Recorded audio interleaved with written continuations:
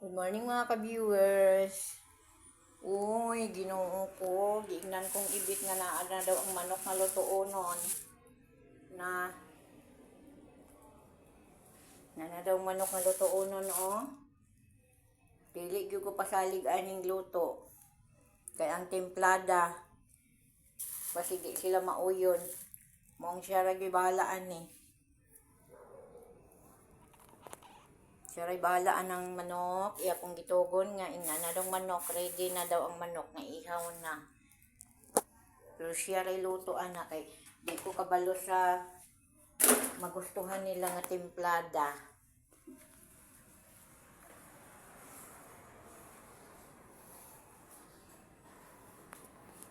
Chuti na mo ron. Nagmanok di ay si